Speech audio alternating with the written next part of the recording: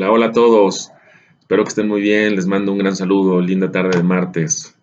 Quiero compartir con ustedes un par de videos, el primero, para reflexionar acerca de una compañía a la que le tengo un cariño muy, muy, muy especial desde hace un chorro de años, Pemex. Eh, y este interés nace de una charla que tuve con un buen amigo hace unos días en la que dije, no, sí, sí, vale salir a cuadro la pena. Entonces, pues aquí me tienen. Este cuate me preguntaba en esa charla por qué Pemex, sexenio tras sexenio, nomás no sale de este problema financiero que todos escuchamos en los medios y en el mundo de los negocios, ¿no? Y yo lo que le decía es que con mucho gusto le daba mis impresiones, pero que él me dijera cuáles creía él que eran los principales problemas. Y me confirmó lo que en general escuchamos son los problemas que tiene Pemex acumulados. Uno, las salidas que han significado egresos muy, muy fuertes en términos de dinero hacia el sindicato. La segunda, el compromiso laboral que Pemex tiene con el grupo de jubilados y pensionados desde hace también ya muchos años. Y la tercera, lo que este cuate pues me pareció bastante bien informado, sabe, pues muchos de los activos de Pemex no operan a sus capacidades reales o a las que deberían tener de acuerdo a cómo fueron diseñados de origen. Por ejemplo, las refinerías. Todo el mundo sabe o todo el mundo ha escuchado que las refinerías de nuestro país, que son seis, no están operando arriba del 40% en su capacidad original. Entonces, pues esos tres temas son graves, ¿no? Y yo lo que le contestaba a mi cuate es que efectivamente esos tres puntos son críticos, pero pues aquí la ruptura del paradigma. Esos tres puntos no son ni siquiera el 20% del problema financiero que tiene Pemex acumulado desde hace muchísimos años. Y entonces pues se le pararon los ojos a mi amigo y me dijo, oye, pues cuéntame entonces en dónde está el problema, ¿no? Y para platicarle el problema, le dije, mira, déjate cuento los dos momentos más importantes de Pemex y ahí tú vas a saber por qué estamos en donde estamos, ¿no? Nomás para contarles, Pemex es la empresa más endeudada del mundo. Ninguna de las compañías a nivel Sudamérica o América del Norte, por ejemplo Estados Unidos, que tiene muchísimas empresas de petróleo, en Asia también hay muchísimas, los árabes ni se diga, tienen la deuda financiera como la que tiene Pemex. Y ahora les cuento por qué México llegó a esa deuda. Déjenme quitar la palabra México. ¿Por qué Pemex llegó a esa deuda? El primero de los momentos es de la reforma energética hasta Lázaro Cárdenas, que fue cuando se decidió el inicio de la nacionalización de la industria del petróleo. Y ahí hubo muchísimas variables que fácilmente van a definir por qué Pemex fue acumulando lo que les estoy platicando. Primero, México tenía una de las mayores reservas internacionales de petróleo probadas durante muchísimos años. Todos hemos escuchado esta reserva llamada Cantarell, seguramente. Cantarell dio en sus mejores momentos 3 millones de barriles por día, imagínense. Y además en momentos de la historia del petróleo en donde cuando al petróleo le iba muy bien, muy, muy bien, los precios del petróleo inclusive anduvieron en $100 el barril. Nomás multipliquen $100 por 3 millones y métanselo a la caja registradora por día a una compañía y se van a dar cuenta del negocio tan noble que ha sido el petróleo durante muchísimos años. Yo creo que el más noble negocio de la historia de la humanidad, francamente. Entonces, bueno, México tenía estas muy buenas reservas y los mercados internacionales pagaban muy bien por ese petróleo. Además, era un petróleo de los buenos, déjenme llamarlo así, se llaman crudos ligeros, que son petróleos mejor demandados a nivel internacional y que además pasan de manera más fácil por los activos de transformación industrial, como por ejemplo son las refinerías, ¿no? Las refinerías reciben más fácil de esos crudos que los pesados, que traen ahí muchos componentes que para poder generar derivados, pues cuesta un poco más de chamba, ¿no? El tercero de los elementos, que también es importante mencionar de toda esa primera época, fue la tasa impositiva de impuesto a la que Hacienda sometió a Pemex durante muchísimos años. Y ahí les va. Pemex le llegó a pagar en picos, pero muchísimos años, el 70% de sus ingresos directamente a Hacienda. Es decir, 7 de cada 10 pesos de lo que Pemex vendió durante muchos años no tenía escala y se iba directamente de Marina Nacional a las arcas de Hacienda. En otras palabras, Pemex se quedaba con 3 pesos de 10 de lo que vendía, no de la rentabilidad, de lo que vendía. Imagínense nada más la salida en términos de esa tasa tan alta impositiva. Bueno, era tan alta que Hacienda durante muchos años recogió de Pemex el 50% de la recaudación de todo el país. Todos hemos escuchado que Pemex ha sido la caja chica del gobierno durante muchos años. Bueno, pues no, no, la caja chica cero, la caja enorme. Imagínense que 2 de cada 10 pesos que Hacienda recaudó durante más de 50 años venían, perdón, 1 de cada 2 pesos venían de petróleos mexicanos. Es una tasa impositiva altísima. Bueno, es tan noble el negocio del petróleo que con los 3 pesos que le quedaban a Pemex, Pemex hubiera podido invertir y operar la compañía. ¿Por qué? Porque estaba en la circunstancia que ya les platiqué de estas extraordinarias reservas a precios competitivos en el mercado internacional, y con también una historia muy favorable de los precios del petróleo.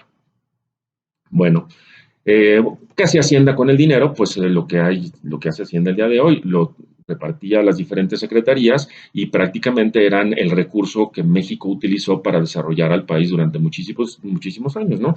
Ahí caía el dinero a la Secretaría de Economía, a la de Energía, a la de Educación, a la de Infraestructura, a la Seguridad Social, y al resto de las secretarías y demás, ¿no? Entonces, la economía mexicana estuvo petrolizada durante muchísimos años por esa obligación a la que el gobierno mexicano sometió a Pemex a través de Hacienda, pidiéndole que le entregara 7 de cada 10 pesos. Regreso a lo que ya decía, si Pemex hubiera mantenido esa tasa de impuestos hacia Hacienda y no hubiera pedido préstamos, Pemex sería una empresa rentable por lo noble que es el negocio de crudo. Sin embargo, en alguno de los primeros momentos de la historia en la que Hacienda empezó a recaudar esas cantidades, al gobierno ya no le alcanzaban esos 7 de cada 10 pesos para los intereses y obligaciones que se tenían a nivel país.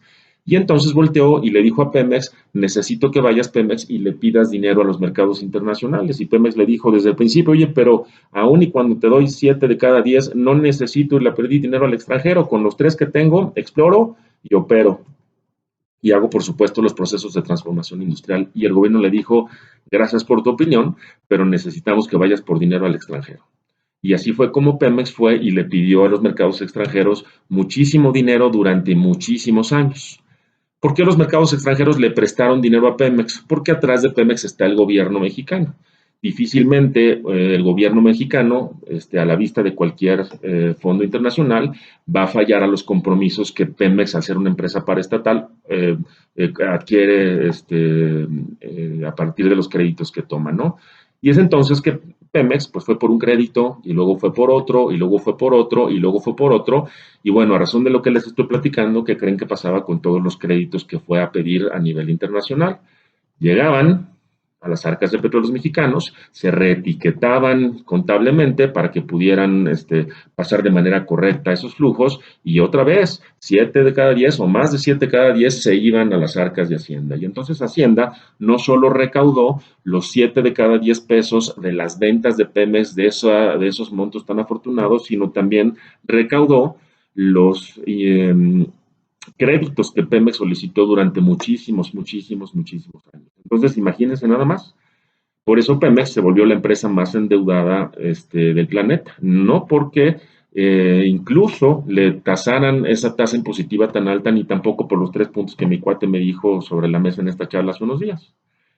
Bueno, llegó la reforma energética, se sentaron las personas que tenían que evaluar qué hacer con Pemex y dijeron, a ver, vamos a platicar en dónde está el país, en dónde está Pemex y qué hacemos con él, ¿no? Bueno, resultaba hace un sexenio que los precios del mercado del crudo pues ya no eran los de $100 que estuvieron durante muchísimos años, ya eran precios mucho, muy por debajo porque las estrategias de las petroleras importantes a nivel internacional habían hecho la tarea. Muchas empresas de los mercados importantes de petróleo habían guardado reservas y habían empezado ya a jugar el juego de la oferta y la demanda y ahí fue cuando ya pues la forma de jugar con los precios del petróleo empezó a cambiar. Oh, sorpresa, ¿no? Ya no podemos venderle petróleo a $100 a los mercados internacionales. Pues, ¿a cuánto se los vendemos, no? A 40, a 50 o a 30, menos de la mitad. Problema serio. Segundo, ¿cómo estamos de reservas? Oye, pues como le quitamos a Pemex 7 de cada 10 pesos y también todos los créditos que recibió de manera internacional y nos los llevamos a Hacienda muchos años, pues Pemex no exploró y se quedó con los 2 territorios que tenía ya explorados y las reservas que tenía aprobadas y pues sorpresa, ¿no? pues todo lo que empieza termina. Y los campos que se explotaron durante muchísimos años dejaron de empezar a dar los 3 millones de barriles diarios para empezar a dar 900,000, 700,000 y números de esa naturaleza. Números mucho por debajo de los números que se podían lograr en aquellas épocas de bonanza. Oye, pues el tercero, ¿cómo está el ingreso de Hacienda con respecto a Pemex? Pues Pemex sigue en el 70% y lo estamos explotando. No, pues vamos a hacer una cosa, vamos a bajarle el impuesto a Pemex porque pues ya estamos afortunadamente en Hacienda recaudando desde otras industrias. De manera natural, Hacienda, al entregarle recursos durante muchísimos años a las secretarías, pues hizo que el país lograra industrializarse desde otros sectores que no fueran solo el del petróleo. Y así fue como la industria automotriz, la del turismo, la siderúrgica, la del vidrio y demás, pues empezaron a crecer de manera importante, afortunadamente, y también empezaron a darle ingresos a Hacienda a partir de impuestos. Entonces Hacienda dejó de depender al 50% de lo que le sacaba a Pemex en esos 7 de cada 10 pesos que ya les platicaba hace unos minutos. Entonces estos que se sentaron en la reforma energética dijeron, bueno, si ya Pemex no le da tantos impuestos a Hacienda, Hacienda sobrevive, y la respuesta fue sí, porque ya este país había crecido en otros sectores, como se los estoy platicando. Bueno, pues entonces vamos a bajarle la tasa impositiva. Sí, pero hay un pequeño problema. Aunque le bajemos la tasa a Pemex y le hagamos pagar impuestos como lo paga cualquier compañía de este país, resulta que Pemex tiene una deuda que le tiene que ir a pagar a los mercados internacionales mes a mes, o 6 meses cada 6 meses, o anualmente, y con los ingresos que tiene Pemex, con lo poquito que le quitemos que se vaya a Hacienda, no le va a alcanzar para pagar la deuda que tiene. Pemex le debe 3 billones de pesos a los mercados internacionales. 3 billones de pesos que fue el gobierno quienes le pidió que pidiera para que se los pasara Hacienda durante más de 60 años. Para que tengan una idea, el gobierno o este país tiene una deuda de alrededor de 12 billones de pesos. Pemex tiene una de 3. Imaginen la relación tan alta, es decir, es altísima, ¿no? Aquí abro un pequeño paréntesis. Creo que todos nos acordamos del FOBAPROA, del rescate del gobierno al sector bancario, ¿no? En estos 3 billones que les cuento que tiene Pemex de deuda con respecto a los 12 que tiene México, ¿cuántos billones o cuánto dinero creen que generó el FOBAPROA? El FOBAPROA era 1 billón. El gobierno se echó a la espalda 1 billón a la deuda para poder rescatar al sector bancario, porque si no lo rescataba, pues perdía el de a pie, el ahorrador, y entonces no hubo vuelta de hoja. Y las implicaciones de llevarse a la espalda ese billón de pesos al gobierno, pues todavía las estamos viendo. Está este instituto que heredó el FOBAPROA, que todavía está pagando y pagando y pagando lo que el gobierno decidió hace tantos años, ¿no? Entonces, déjenme regresar a la mesa en la que se sentaron estos cuando empezaron a decidir la reforma energética. Uno de ellos dijo, ¿por qué no trasladamos la deuda de Pemex, siendo correctos, morales y éticos, que en realidad es una deuda de México, porque el dinero no lo usó Pemex nunca, lo usó México a través de Hacienda, y por qué no se lo trasladamos al gobierno? Y en ese momento hacemos a la empresa completamente rentable, y la respuesta es sí, por supuesto. Si a Pemex se le quita la deuda que tiene de manera externa y el gobierno mexicano se la lleva, y además el gobierno le empieza a pedir menos tasa de interés, tasa de recaudación a través de Hacienda, como opera Pemex hoy, en esa capacidad que tiene y con esas obligaciones que tiene a nivel nacional, volvería a ser una empresa de la noche a la mañana rentable de manera impresionante, porque el negocio petrolero sigue siendo un negocio noble al máximo. Si hoy multiplican $40 el barril por 900,000 barriles diarios, se van a dar cuenta que a esta empresa le entra diario muchísimo dinero. El problema es que se le va por la deuda que acumuló, porque México le pidió que acumulara esa deuda a través de su gobierno. Entonces dijeron, oye, ¿a quién rescatamos si nos llevamos los 3 billones de la deuda a la espalda al gobierno? Pues no rescatamos a nadie, porque el último de los perjudicados no es el ciudadano de a pie, pues entonces no la rescatemos, dijo el gobierno en aquella época, y vamos a hacer algo más inteligente, porque el daño ya está hecho. Y eso inteligente fue dividir la compañía o estructurarla para que pudiera recibir participación de terceros que se interesaran en algunos de los sectores del petróleo, o para venderla. Evidentemente a los mexicanos no nos dijeron que para venderla, nunca nos lo iban a decir por estas ideas de soberanía que se tienen, pues, de manera acumulada en la historia de nuestro país, ¿no? Pero la realidad era esa. A Pemex se le dividió hace un sexenio en las partes más afortunadas a la vista de cualquier inversionista que estaba en el radar de esta gente. Pues una de dos, que participaran como socios con Pemex en algunas de estas partes o que se vendieran algunas de esas partes. Yo les cuento que si se hubieran vendido la mayor parte de las partes de Pemex, que en realidad no son negocio y nunca lo han sido, es decir, de la exploración y de la transformación industrial para adelante, en realidad Pemex no hubiera perdido, déjenme decirlo así, negocio, porque nunca lo ha sido. México nunca ha hecho negocio con la refinación. México tiene 6 refinerías y ocupa el lugar 16, 17 en reservas petroleras. Japón tiene 70 refinerías y ocupa el lugar 70 o 80, no sé, en reservas petroleras. Ahí se sabe que el negocio de la refinación, claro que lo es.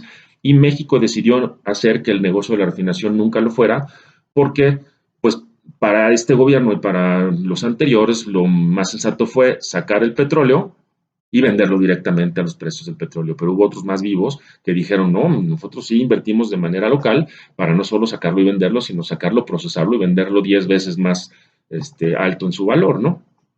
Entonces déjenme regresar a estos que estaban sentados decidiendo qué iban a hacer con Pemex. Bajar la tasa impositiva no era suficiente, echarse 3 billones a la deuda del país es factible, pero las implicaciones micro y macroeconómicas serían terribles para la nación. México sufriría una serie de implicaciones financieras a nivel internacional impresionantes, habría costos muy, muy altos. Eh, y 3, la empresa empezó, como les platicaba yo, a dividirse, ¿no? Si estas partes se hubieran dividido, déjenme decirles que Pemex se pudo haber quedado con solo la parte inicial, la de la exploración.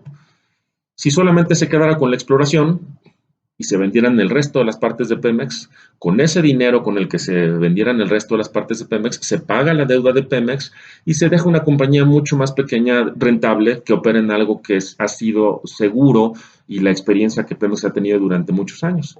Como ya les decía, el daño estaba hecho y había que pensar, pues, qué era lo mejor para no seguirle dando tanto dinero a los mercados internacionales en esta deuda que Pemex tenía, ¿no? Y así es que empezó la reforma energética a operar con esta participación de los terceros. En el siguiente video les platico, con mucho gusto, qué pasó con esa participación de los terceros al inicio de la reforma energética, todo el sexenio pasado, y qué decidió este sexenio. Y también les voy a platicar con mucho gusto también qué podría hacer el gobierno actual, 3, 4 cosas que podría hacer literal de la noche a la mañana para, a pesar de la circunstancia que tiene Pemex financiera en esta deuda acumulada, eh, salga adelante rápidamente con unas sanas finanzas. Cuando digo rápidamente es de manera segura. Sin embargo, implicará algunas decisiones que el gobierno tendría que tomar. Se los platico en el siguiente video. Les mando un saludo, un abrazo a todos.